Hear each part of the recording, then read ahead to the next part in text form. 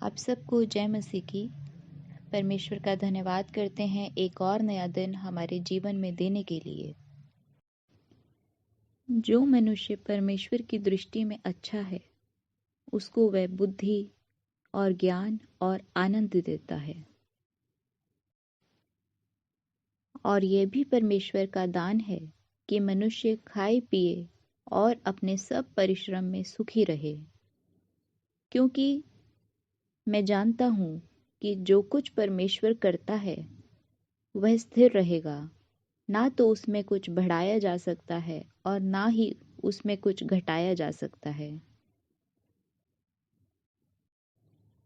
परमेश्वर ऐसा इसलिए करता है कि लोग उसका भय माने। परमेश्वर इसलिए ऐसा करता है क्योंकि लोग उसका भय माने। क्योंकि जो कुछ परमेश्वर ने सृष्टि किया है उस सब के लिए परमेश्वर ने एक निश्चित समय ठहराया है। मनुष्य को उसने मिट्टी से बनाया और वो फिर मिट्टी में ही मिल जाता है। सब कुछ जो कुछ देखने में आता है सब कुछ परमेश्वर पिता ने बनाया है। उसमें कोई भी वस्तु या कोई भी चीज ऐसी नहीं है जो बिन उसकी इच्छा के बनी हो। और हमारे जीवनों में जो कुछ भी घटता है वो सब कुछ पहले से ही परमेश्वर की इच्छा में है। सूर्य अपने उगने का समय जानता है और अस्त होने का भी समय जानता है।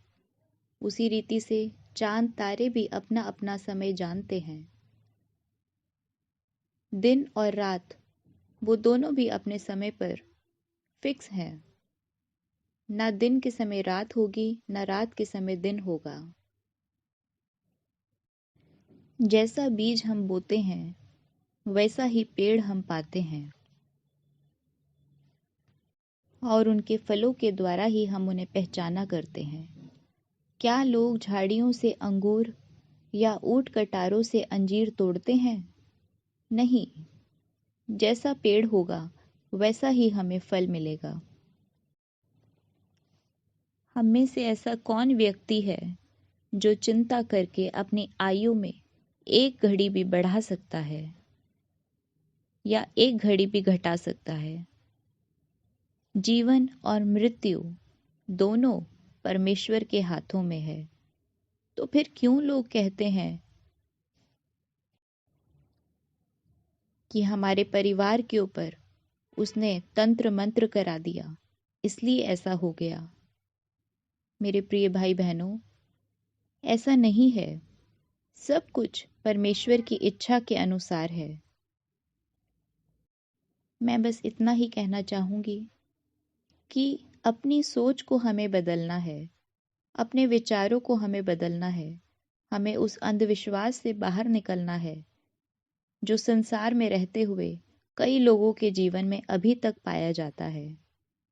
हमें इस बात के लिए विश्वास करना है कि जो कुछ हमारे जीवन में घटेगा, चाहे वो अच्छा हो चाहे वो बुरा हो, वो हमें एक लेसन देकर जाएगा। उससे हमें सीखना है और आगे की तरफ बढ़ते चले जाना है।